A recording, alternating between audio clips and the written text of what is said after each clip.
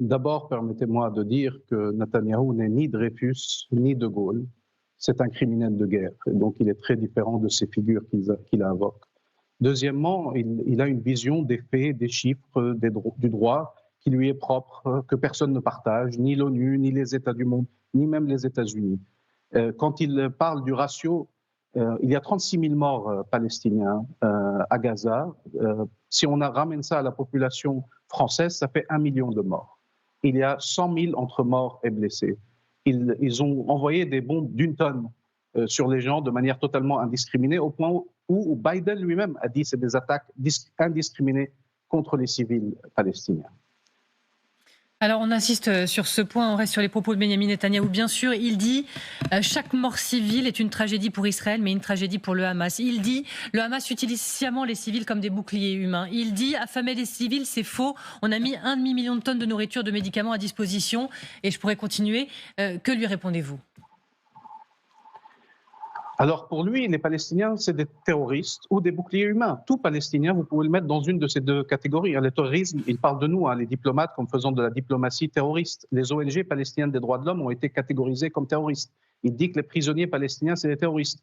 1 million de Palestiniens ont été emprisonnés par Israël en 70 ans. Et puis le reste, ça serait les boucliers humains. Donc Israël peut tuer tout Palestinien et n'être responsable d'aucune des morts. Encore une fois, le choix des armes, la façon dont l'opération est menée, le fait que cet assaut est contre le peuple palestinien tout entier, qu'il y a 7 décennies et plus qui démontrent quelle est la stratégie israélienne de vouloir déplacer les Palestiniens et les forcer hors de leur territoire. Et donc, quand Cindy McCain, la femme de McCain, le candidat républicain à la présidence, dit qu'il y a une famine, quand la Cour internationale de justice dit qu'Israël ne peut pas priver la population civile des moyens indispensables à leur survie, quand le secrétaire général de l'ONU, c'est tous des antisémites. Le procureur de la Cour pénale, c'est un antisémite.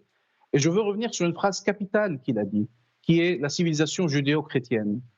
Contre la barbarie, je suppose qu'il voulait dire les musulmans. Je pense que c'est implicite dans son propos.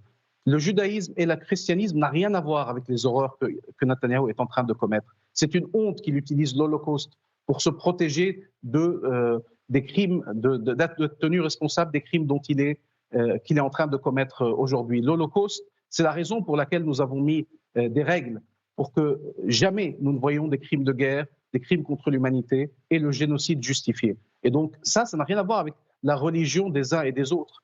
Et c'est ce fondamentalisme dans lequel il est, cette vision qui est d'un conflit religieux dans laquelle nous ne sommes pas. C'est une occupation étrangère. C'est lui l'occupant. Moi, je l'écoute, j'ai l'impression que nous occupons Israël. Ce n'est pas Israël qui occupe toute la Palestine et qui ne veut pas d'un État palestinien et qui ne veut pas de liberté pour la Palestine. Est-ce que les Français auraient accepté une occupation étrangère, vivre sous la botte militaire ? Que Je ne le pense pas. Et donc, les Palestiniens ne peuvent pas non plus l'accepter. Que répondez-vous, Majed Bamia, lorsqu'il dit s'il y avait un État palestinien, ce serait un État fantoche de l'Iran ? Non, mais avant d'arriver à l'État palestinien, lui, il dit on n'est pas intéressé par Gaza. Moi, je vous demande de remettre la carte qu'il a montrée à la télé et la carte qu'il a soulevée à l'Assemblée générale des Nations unies, où Israël va de la mer à la rivière, sans Palestine. La Palestine a disparu, ni bande de Gaza, ni Cisjordanie, ni Jérusalem-Est. Et donc, son projet a toujours été qu'il n'y ait pas d'État palestinien. Ça n'a rien à voir avec ce que les Palestiniens font ou ne font pas. Nous, on plaide pour se libérer par les moyens pacifiques. Il fait tout pour nous priver de cette capacité. L'assaut, il est contre tous les Palestiniens. Et l'assaut, il est aussi contre l'autorité palestinienne. Il a privé des moyens de réussite et de démontrer au peuple palestinien qu'il y a une voie pacifique vers l'avant. Mais nous n'avons pas le droit de nous défendre. Nous n'avons jamais le droit d'avoir recours à la violence. Mais Israël peut répondre et peut utiliser la violence et peut dire je réponds à la violence par la violence. Mais c'est elle qui est en train d'occuper notre territoire. C'est elle qui nous prive de liberté. Et donc l'origine du mal, c'est cette occupation à laquelle il faut mettre un terme. Et à ce moment-là, nous pouvons coexister librement, indépendamment, aux côtés d'Israël. Mais ce n'est pas le cas aujourd'hui. Et Netanyahou, c'est celui qui a marché contre Rabin. Il a dit c'est moi qui ai détruit la paix. C'est lui qui a marché avec un cercueil de Rabin derrière lui, qui était factice à l'époque, avant l'assassinat de Rabin. Donc Netanyahou, il est connu pour être un ennemi de la paix. Et aujourd'hui, plus que jamais, c'est clair que dans sa lancée génocidaire et coloniale, rien ne l'arrête.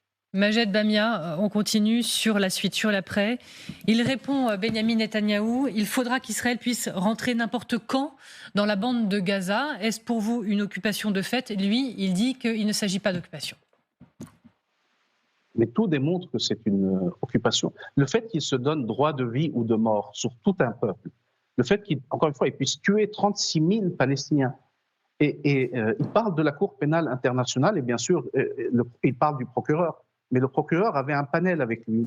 Parmi ce panel, il y avait un certain Théodore Meron, qui était le conseiller juridique d'Israël en 1967 et qui s'était opposé à la colonisation et qui a présidé le tribunal pénal international pour l'ex-Yougoslavie. Et tout le panel, consensuellement, a dit oui, les charges contre Netanyahou d'extermination, de meurtre, de persécution, d'affamer la population sont légitimes. Donc ce n'est pas une personne, c'est le monde entier qui refuse ce que dit Netanyahou. Et je vous redis, qu'est-ce qu'il a répondu sur les colonies illégales? Elles ne sont pas illégales. Le droit international n'existe pas pour lui. Il a un droit parallèle où le fait que lui, son identité, le rend coupable de rien. Et le fait d'être palestinien vous rend coupable de tout. C'est inhumain, c'est inacceptable. C'est une honte d'avoir quelqu'un comme celui-ci. Une autre question sur l'un des points qui a été évoqué. Il l'a notamment évoqué, tout en disant que ce serait très compliqué, voire impossible, la présence d'une force internationale. Est-ce que c'est une solution que vous pourriez souhaiter pour en sortir? Mais une force internationale, pourquoi? Pour protéger les populations palestiniennes, pour faire en sorte que... Non, il lui dit « je ne veux pas d'autorité palestinienne ». Et donc, il dit force internationale et je vais continuer à entrer à Gaza. Nous, on veut un État libre et souverain. Et ensuite, on peut appeler à l'aide les uns et les autres pour nous soutenir dans notre souveraineté et dans nos efforts. Mais lui n'a pas à décider pour nous. Lui n'a rien à dire sur l'avenir du peuple palestinien. Nous voulons être libres. Et donc, ce droit à la liberté. Ensuite, nous trouvons les mécanismes pour coexister. Et à ce moment-là, il faut assurer pas la sécurité d'Israël seulement, mais la sécurité de la Palestine. C'est nous qui sommes face à la menace existentielle. Lui, il n'arrête pas de parler qu'Israël va être détruite, mais il est en train de détruire la Palestine en pratique. Ce n'est pas des mots, c'est des actes. Vous regardez aujourd'hui les populations déplacées à Gaza. Tout a été détruit à Gaza pour forcer les gens à partir, que ce soit aujourd'hui ou demain.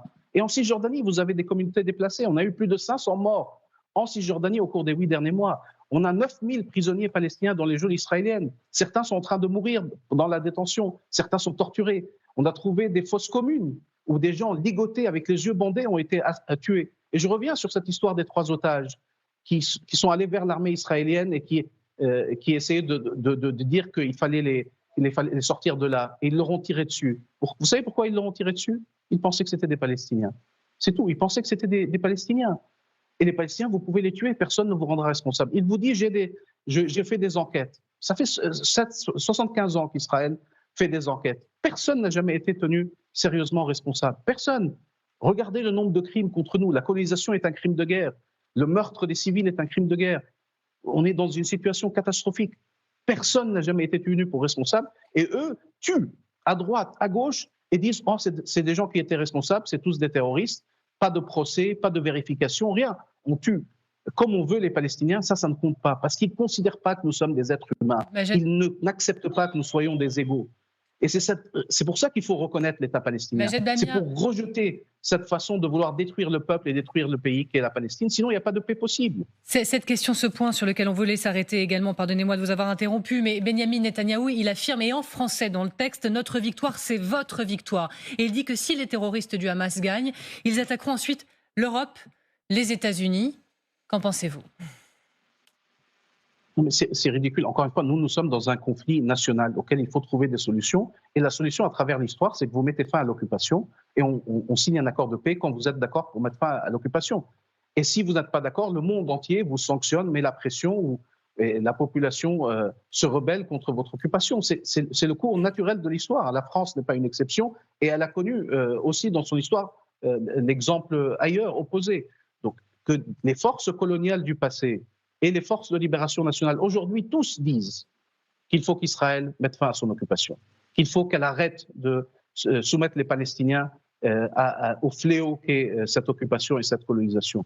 Et lui seul, contre tous, avec pourtant de l'aide militaire, de l'aide financière, des relations diplomatiques, des gens qui se disent alliés d'Israël. Aujourd'hui, on ne devrait plus dire qu'on est allié de cet Israël-là. Cet Israël-là va tout détruire, va tout détruire, y compris pour le peuple palestinien, bien sûr, qui est la première victime, mais aussi pour le peuple israélien. Cet Israël-là, il faut s'y opposer, parce que l'avenir passe par sanctionner ce gouvernement, par ne pas lui donner les armes, par ne pas lui donner les relations dont il bénéficie ou les privilèges dont il bénéficie. Parce que voilà comment il les utilise pour exterminer un peuple. Et donc il faut arrêter avec cela.